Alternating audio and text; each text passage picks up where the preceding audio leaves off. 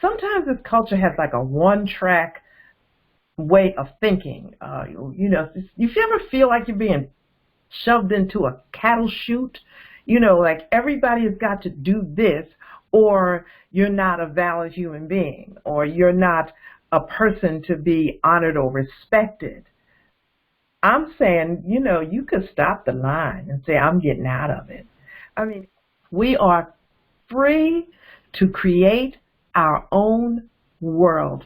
We are free to create our own existence.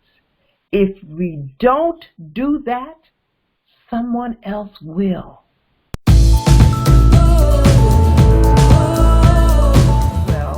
Well, we're discussing the subject of that I blogged about, free will, but as it relates to your value or your self-worth or both. We talked about looking for your value in the approval of others. Looking for your value in the approval of others is something that we have become accustomed to. You're in trouble when you allow what someone else thinks about you to mean more to you than what you think about you.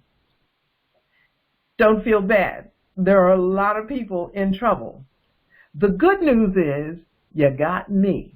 So we're getting ready to get out of this trouble. There are a lot of people that are looking for others for their self-validation, for their self-worth, for the opinion of others to validate or to define what one thinks about themselves. My self-validation, and I'm saying this for me, and I believe that you're right with me. I believe that I'm speaking to your spirit when I say this. My self-validation does not rest in the opinions of others. It never did. The definition rests in what I think about me. And I hope you can say the same thing. Your self-validation, your self-worth, your self-esteem rests in what you think about you. We are taught to not make waves. But the waves are going off on the inside. The turmoil is going off on the inside. And I'm not saying that, you need to be a rebel and you're about finding who you are, feeling comfortable with who you are. And when you don't have mentors that are strong in who they are, and then, you can live your life hoping or wishing, how can I become who I am? All of our lives, someone has told us how to think, how to wear our hair, what clothes are acceptable, what kind of people are acceptable, what kind of job is best for women. Yeah. And so you just kind of get into the flow of things, and before you know it, you have lost yourself. You are not living the life that you want, the life that you dreamed about, to the point where you kind of even wonder if you have a right to have it.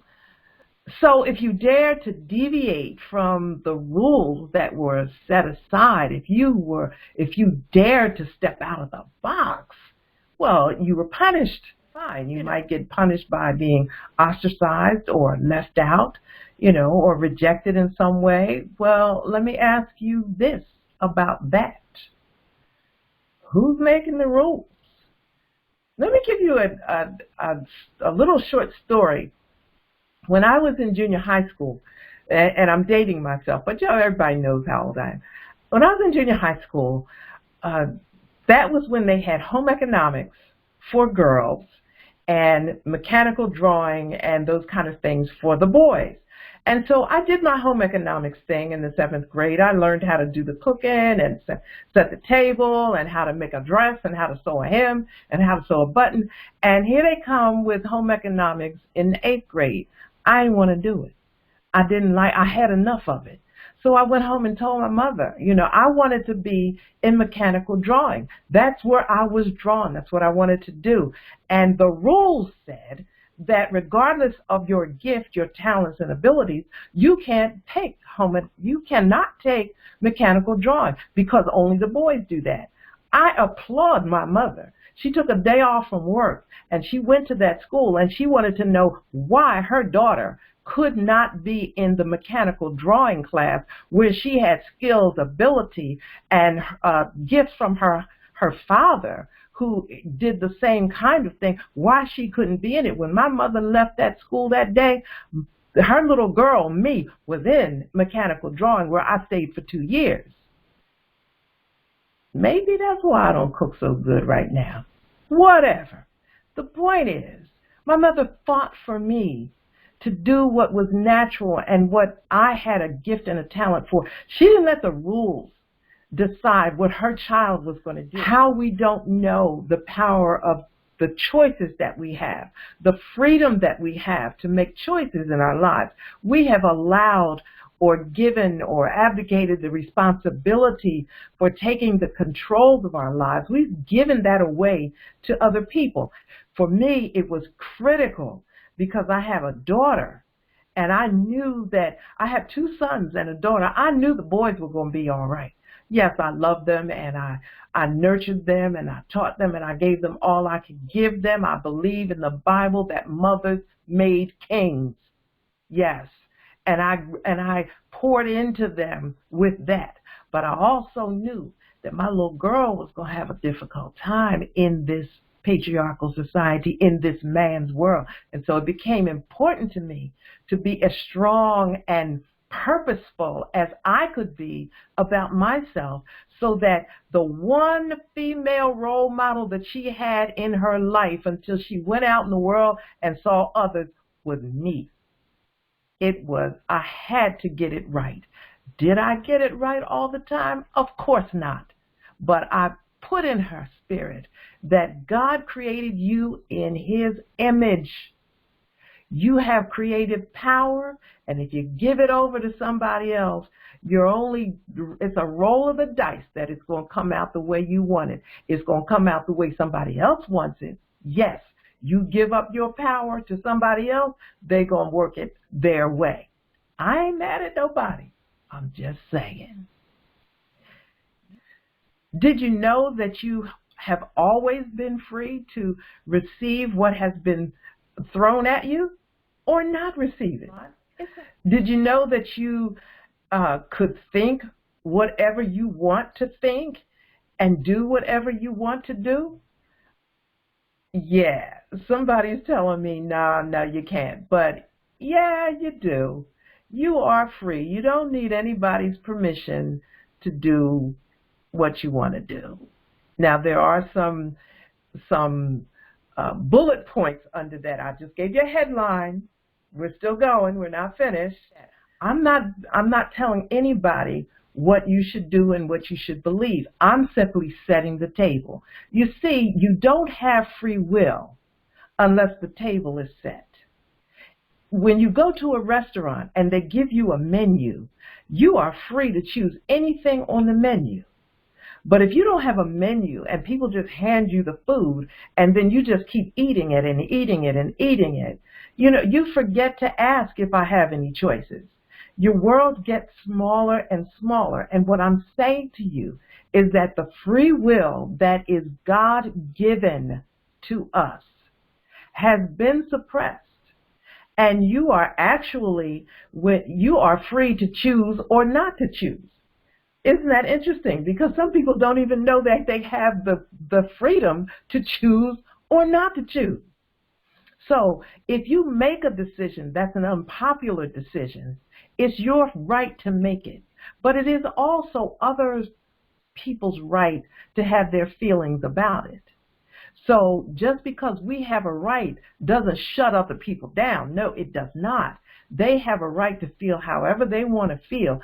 People have their right to have an opinion about me, however they want to feel about me. Doesn't mean I'm going to change anything, but I'm fully aware that they have a right to their opinions, and I respect that.